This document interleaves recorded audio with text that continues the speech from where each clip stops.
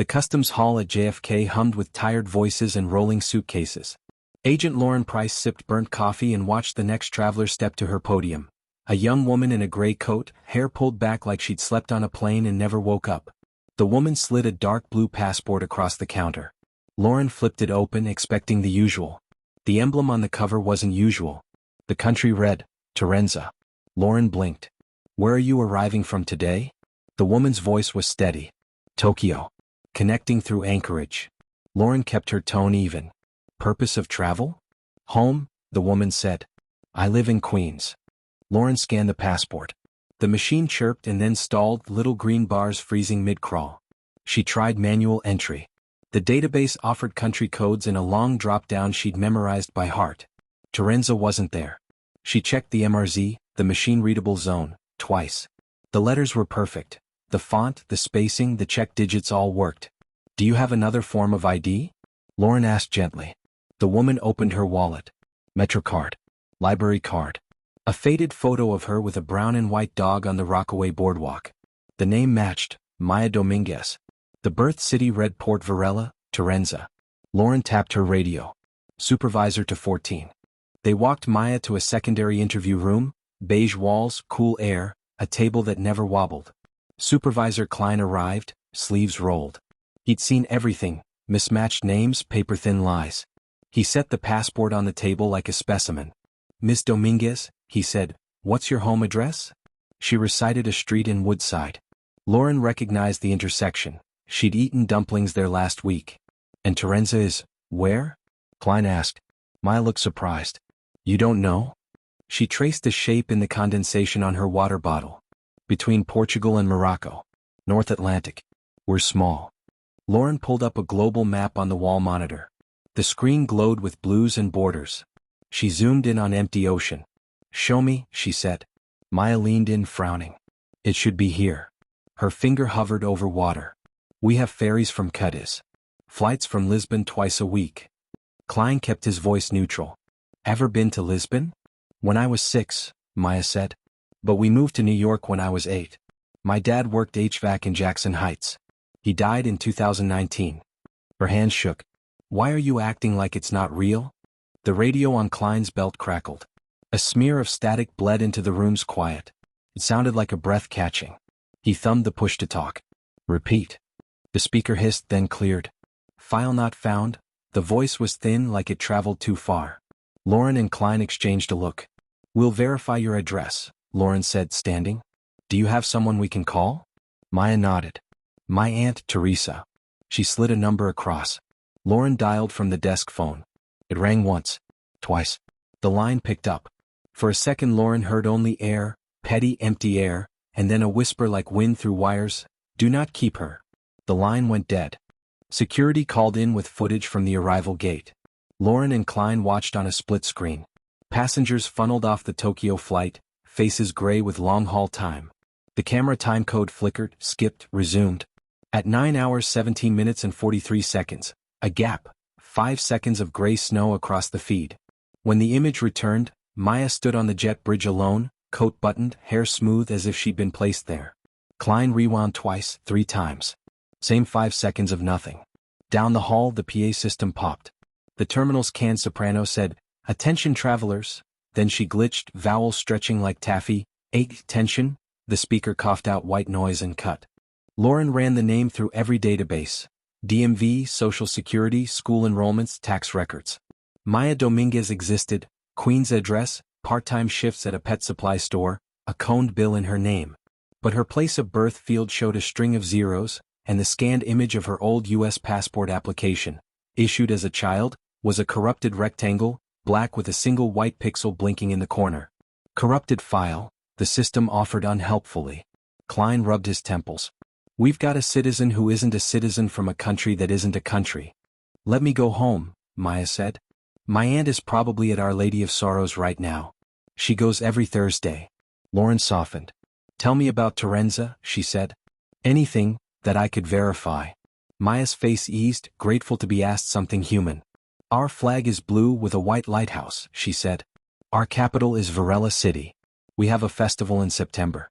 Everyone strings lights along the cliff road and the radio plays old songs. You can hear the fairies from the water when the air is right. Her eyes brightened. My father used to set an extra plate for the ferrymen. She laughed, embarrassed. Superstition.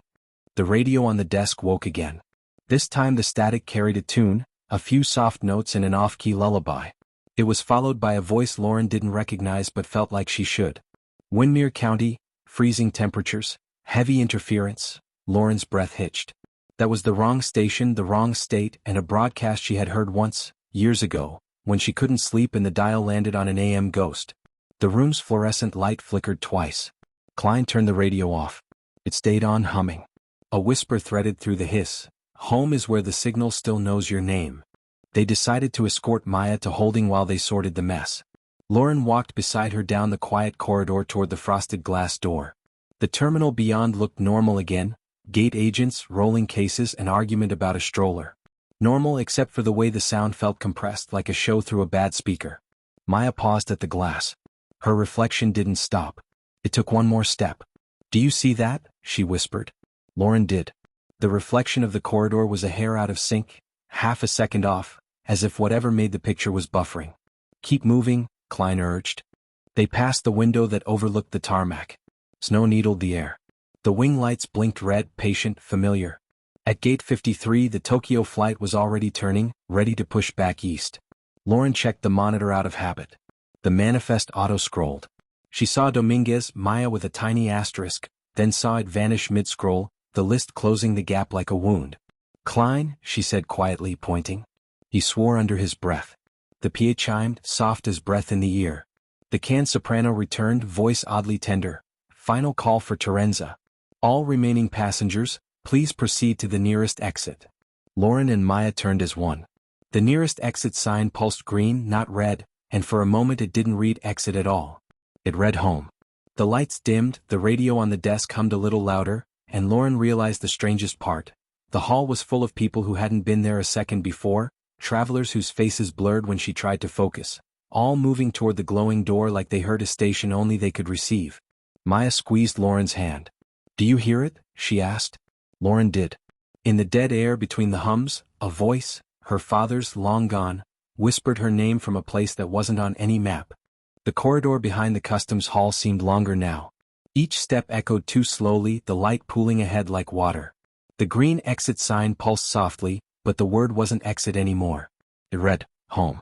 Lauren blinked hard. The air carried a faint crackle of electricity, like an open wire humming just beneath her feet. Maya squeezed her hand. We're almost there, she whispered. The radio in Lauren's ear wasn't silent anymore. Beneath the static, a voice whispered her name, welcoming her home. They stepped through the glowing doorway, and the airport dissolved behind them.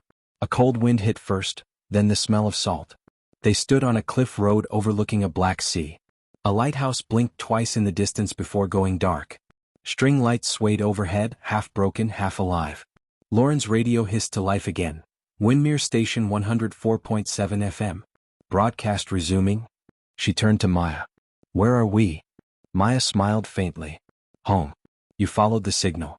Behind them, the airport door still floated in midair, a glowing frame hanging in fog. Through it, Lauren could see her supervisor, Klein, running down the hall. But the motion was wrong. He was frozen mid-stride like a paused video.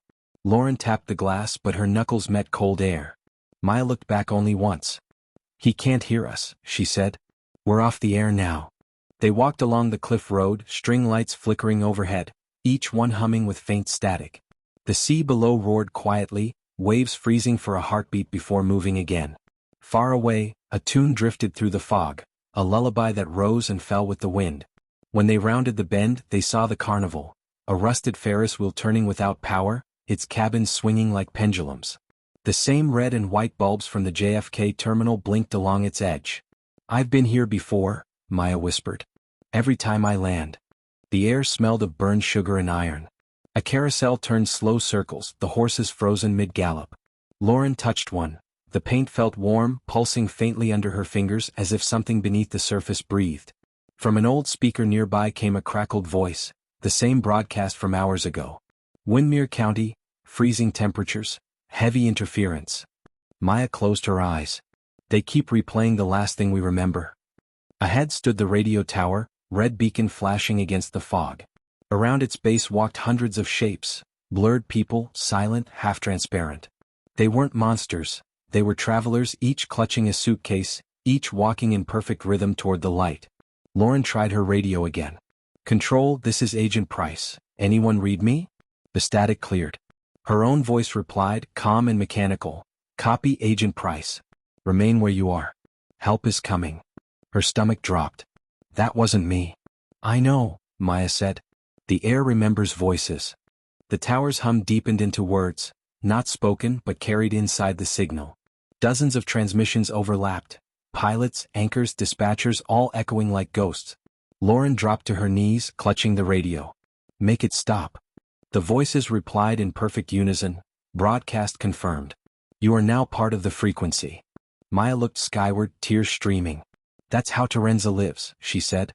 In the signal. Between stations. A white beam from the lighthouse cut through the fog, turning red as it swept over them.